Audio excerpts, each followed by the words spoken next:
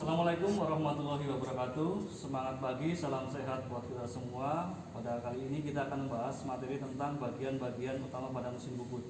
Sebelumnya kita juga akan bahas tentang spesifikasi pada mesin bubut yang akan kita jelaskan pada kali ini. Garis besarnya bahwa spesifikasi untuk mesin bubut yang akan kita jelaskan yaitu tipe 360 x 1000 mm. Untuk 360 x 1000 mm tersebut adalah kapasitas muat benda kerja yang dapat dikerjakan pada mesin bubut tersebut, atau kapasitas loading benda kerja yang bisa dikerjakan di atas mesin bubut. Pada pertemuan kali ini kita akan membahas bagian-bagian utama pada mesin bubut. Bagian-bagian utama pada mesin bubut tersebut ada 16 bagian. Di antaranya yaitu yang pertama ada sumbu utama atau main spindle. Yang kedua ada bed atau meja mesin. Yang ketiga ada carriage atau eretan. Yang keempat ada kepala lepas atau tailstop. Yang kelima ada eretan atas. Yang keenam ada kran pendingin. Yang ketujuh ada roda pemutar. Yang kedelapan ada transporter dari sumbu ke bawah. Yang kesembilan ada tuas penghubung. Yang ke-10 ada eretan lintang. Yang ke-11 ada tuas pengatur kecepatan transporter dari sumbu ke bawah. Yang ke-12 ada platabel. Yang ke-13 ada tuas pengubah pembalik transporter dari sumbu ke bawah. Yang ke-14 ada platabel kecepatan sumbu utama. Yang ke-15 ada tuas pengatur kecepatan sumbu utama. Yang ke-16 ada penjepit pahat atau tulpos. Itu 16 bagian yang akan kita jelaskan pada pertemuan kali ini. Bagian pertama pada mesin bubut yaitu sumbu utama atau main spindle. Main spindle itu Pak Guru tunjukkan, ini main spindle atau sumbu utama.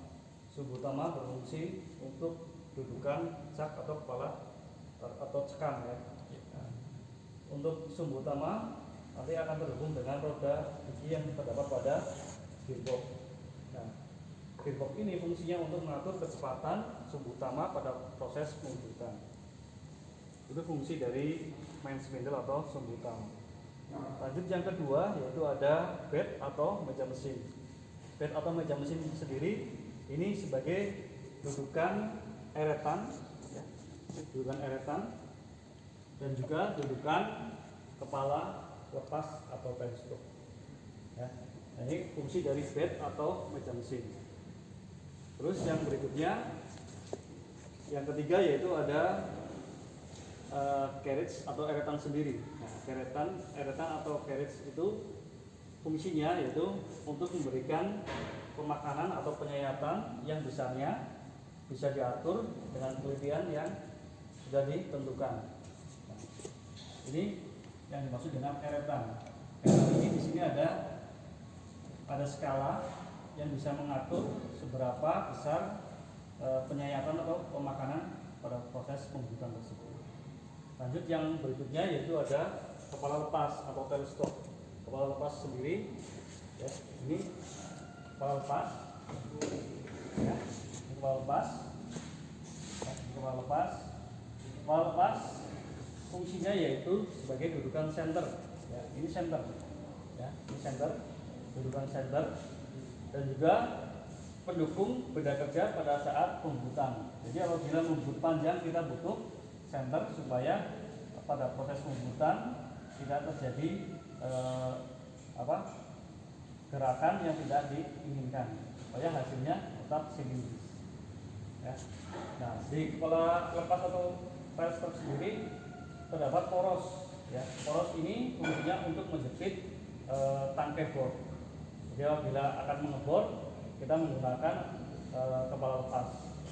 Nah, untuk kedalaman pengeboran kalian bisa juga melihat dari cincin yang terdapat pada bagian belakang di kepala lepas. Ya. Nah, cincin tersebut ada ukurannya, ada ketelitian. Nah, ini yang dimaksud dengan kepala lepas atau tailstop. Ya. Bagian berikutnya yaitu bagian eretan atas. Pada eretan atas terdapat penjepit pahat atau tulpos, dan posisi eretan atas berada di atas eretan lintang. Ya. Pada eretan atas sendiri juga terdapat skala dengan kelitian 0,01, fungsinya untuk membantu gerakan maju maupun mundur pergerakan eretan atas pada saat membubut terus, membubut kulir ataupun alur. Itu fungsi dari eretan atas. Yang berikutnya ke bagian keran pendingin. Ya, keran pendingin ini yang dimaksud dengan keran pendingin. Keran pendingin sendiri berfungsi untuk mengalirkan coolant atau pendingin atau cairan pendingin pada mesin bubut yang nanti fungsinya untuk mendinginkan benda kerja ataupun pahat pada waktu proses pembubutan supaya umur pahat lebih tahan lama. Yang berikutnya ada roda pemutar. Ya, roda pemutar itu terdapat pada bagian belakang kepala lepas atau tailstock. Ya, ini yang dimaksud dengan roda pemutar. Fungsinya yaitu untuk menggerakkan poros pada kepala lepas untuk gerakan maju ataupun gerakan mundur poros center pada kepala lepas. Nah, untuk roda pemutar di sini ini juga bisa diatur dengan melihat bagian cincin. Ya, cincinnya sendiri terdapat skala untuk mengatur seberapa kedalaman lubang yang akan kita bor. Jadi fungsi dari roda pemutar. Ya, lanjut ke bagian berikutnya. Di bagian berikutnya yaitu ada transporter dan sumbu pembawa. Transporter dan sumbu pembawa yaitu yang Pak Guru ini. Ini transporter dan sumbu pembawa. Ya, cirinya untuk transporter yaitu poros kulir segi 4. Kalau yang sumbu bawah itu di bagian bawahnya dari poros transporter. Nah, poros transporter ini fungsinya itu untuk menggerakkan eretan. Ya, untuk menggerakkan eretan baik maju maupun mundur. Itu fungsi dari transporter dan sumbu pembawa. Lanjut ke bagian berikutnya yaitu ada tuas penghubung. Nah, tuas penghubung di sini yang dimaksudkan adalah tuas penghubung untuk menggerakkan eretan dengan poros transporter dan sumbu pembawa. Nah, di dalam eretan sendiri terdapat roda gigi yang akan menghubungkan pergerakan eretan baik maju maupun mundur. Tuas penghubung yang dimaksud yaitu tuas penghubung yang begini. Ya, ini tuas penghubung untuk menggerakkan eretan secara otomatis. Lanjut ke bagian berikutnya yaitu ada eretan melintang. Ya, eretan melintang yang dimaksud dengan eretan melintang yaitu yang melintangi benda kerja atau melintangi meja. Nah, ini yang dimaksud dengan eretan melintang.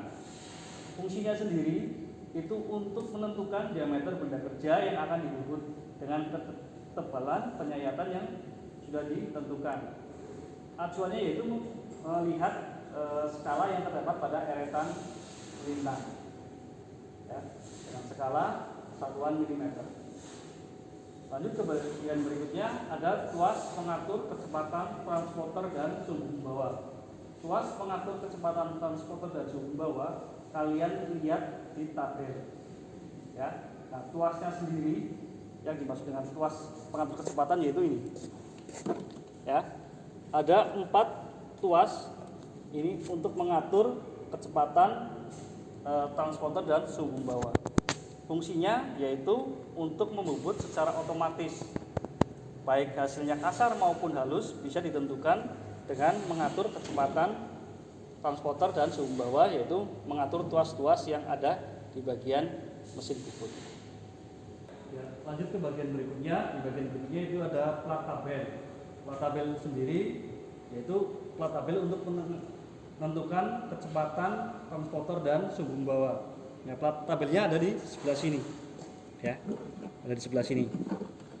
Ini plat tabel untuk menentukan kecepatan transporter dan sumbu pembawa. Ya. Jadi apabila kalian akan menentukan kecepatan penyayatan secara otomatis, kalian bisa melihat plat tabel yang ada di bagian mesin bubut tersebut. Ya, lanjut ke bagian berikutnya. Di bagian berikutnya ada tuas pengubah pembalik transporter dan sumbu pembawa. Ya, untuk tuas pengubah pembalik transporter dan sumbu pembawa, kalian bisa lihat di bagian ini. Ya, ini tuasnya. Ini tuas pengatur pengubah pembalik transporter dan sumbu pembawa. Jadi apabila tuas ini digerakkan searah jarum jam, maka gerakan eretan pada mesin akan bergerak maju. Dan apabila tuas ini digerakkan berlawanan jarum jam, maka gerakan eretan ini akan mundur.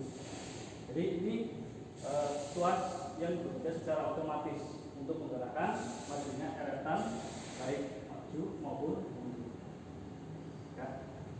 Terus yang berikutnya ada plat tabel kecepatan sumbu utama. Pada plat tabel kecepatan sumbu utama, ini Pak Guru tunjukkan ya plat tabel kecepatan sumbu utama. Kalau di mesin ini dia berada tepat di bawah tuas pengatur kecepatan sumbu utama. Nah, satuannya yaitu RPM, ya rotasi per menit. Jadi untuk kecepatan putaran pada sumbu utama satuannya yaitu RPM atau rotasi per menit. Nah, kalian bisa lihat tabelnya. Tabel itu ditentukan dari hasil perhitungan yang sudah kalian hitung sebelumnya, sebelum kalian membubut. Dan juga harus melihat jenis bahan atau benda kerja yang akan kalian bubut dan juga jenis pahat yang akan kalian gunakan untuk membubut. Lanjut ke bagian berikutnya yaitu ada tuas pengatur kecepatan sumbu utama. Nah, tuas-tuasnya itu berada tepat di atas tabelnya. Nah, ini tuas ya, tuas pengatur kecepatan sumbu utama. Nah, ini bisa digerakkan dan diarahkan sesuai petunjuk yang ada pada plat tabel. Ya, ini bisa digerakkan. Tergantung hasil perhitungan yang sudah kalian hitung sebelum kalian tuasnya. Di sini ada kecepatan dari kecepatan maksimal yaitu 2000 rpm sampai kecepatan terendah yaitu 70 rpm. Ya. Lanjut ke bagian terakhir pada bagian utama di mesin bubut ini yaitu tulpos atau penjepit pahat. Nah, ini yang dimaksud dengan tulpos atau penjepit pahat. Di tulpos atau penjepit pahat pada mesin ini itu ada 4 sisi. Ya, fungsinya untuk menjepit pahat pada waktu kalian akan membubut. Nah, di sini ada 4 sisi. 4 sisi ini bisa digunakan secara langsung. Jadi apabila kalian akan membubut dengan jenis pahat yang sudah diatur sebelumnya, kalian bisa setting secara langsung. Nah, fungsinya sendiri menjepit pahat yaitu untuk menjepit pahat pada mesin bubut. Nah, posisi dudukan pahatnya berada di sini. Nah, untuk menjepitnya kalian jepit dengan menggunakan baut yang ada pada bagian tulpos atau penjepit pahat. Nah, ini yang dimaksud dengan penjepit pahat atau tulpos.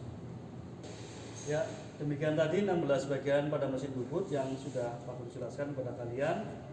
Untuk lebih jelasnya nanti kita akan praktek di pertemuan berikutnya dengan menggunakan mesin bubut yang tersedia di bengkel kita kali ini. Ya, demikian yang bisa Pak Guru jelaskan. Semoga bermanfaat. Sebagai penutup, Pak Guru tutup dengan ucapan alhamdulillah, alhamdulillahirabbil alamin. Assalamualaikum warahmatullahi wabarakatuh.